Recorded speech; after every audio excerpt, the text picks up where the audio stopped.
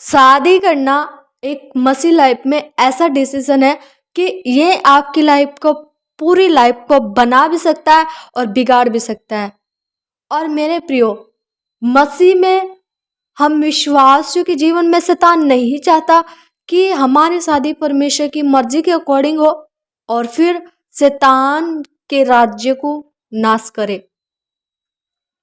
इससे शैतान को आने वाले टाइम में नुकसान है कि अगर हमारी शादी एक अच्छे लाइफ पार्टनर से हो जाती है तो उसके राज्य का नुकसान ही नुकसान है। उसको बहुत ज़्यादा इस चीज़ से प्रॉब्लम है कि हमारी शादी एक अच्छे विश्वासी से ना हो जाए, क्योंकि एक से भला दो है और जब दो मिलते हैं तो उसके राज्य का नाश करते हैं। हालेलुया। तो आइए कुछ और अन्य चीजों को हम देखते हैं कि शादी करने से पहले, खासकर मसीह में, हमें किन किन चीजों का ध्यान रखना जरूरी है। तो नंबर 1 है, सबसे पहले हमें यह देखना जरूरी है, अपने आप को जांचना जरूरी है, क्या हमारी जड़ें परमेश्वर में मजबूत है। अगर हमारी जड़ें मजबूत नहीं है तो हमें भी ऐसा ही पार्टनर मिलेगा। हमें खुद की जड़ें पहले मजबूत कर लेनी है।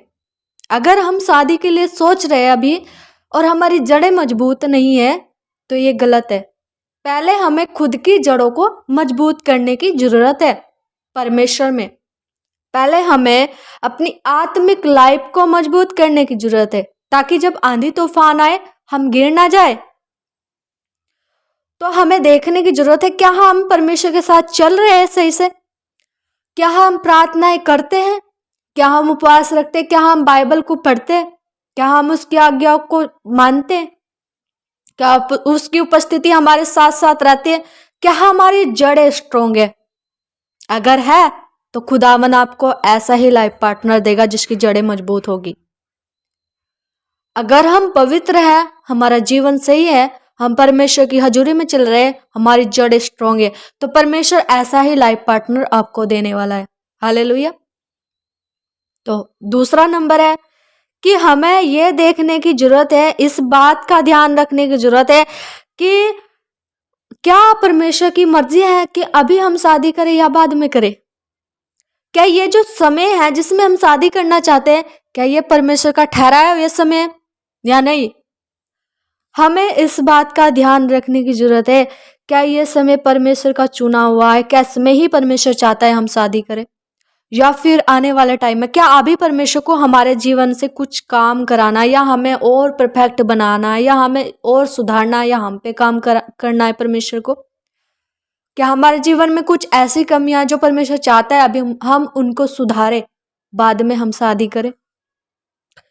तो दूसरा नंबर यह है कि हमें समय का ध्यान रखना जरूरी है, क्या परमेश्वर का ठहराया हुआ समय है। अगर है तो कीजिए, अगर नहीं है तो मत कीजिए, रुकिए, वेट कीजिए, सब्र कीजिए। नंबर 3 है कि जब हम शादी करने के लिए सोचते हैं तो हमें यह देखने की, इस बात को ध्यान रखने की जरूरत है जिससे हम शादी करने जा रहे हैं, क्या वो परमेश्वर का चुना हुआ है, क्या परमेश्वर उससे प्रसन्न है, क्या परमेश्वर की आज्ञा को वो इंसान मानता है, क्या परमेश्वर को वो पहला स्थान देता है, क्या परमेश्वर उससे खुश भी है कि नहीं। तो इस बात को ध्यान रखने की हमें जरूरत है, क्या वो परमेश्वर की मर्जी को पूरा करता है। अगर नहीं करता तो जो परमेश्वर से प्यार नहीं कर सकता वो आपसे कैसे प्यार कर सकता है।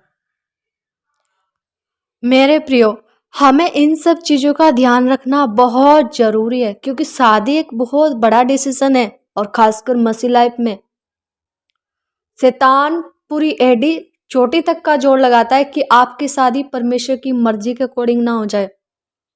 अगर हो गई तो शैतान को आने वाले टाइम में नुकसान है आपकी शादी से। तो मेरे प्रियो, जब हम शादी करने के लिए सोचते हैं तो हमें परमेश्वर की मर्जी के अकॉर्डिंग ही करनी है। इससे क्या होगा, हमारे जीवन में बहुत सारी आशीषें आएंगी और हम बहुत खुशहाल जीवन को जी पाएंगे।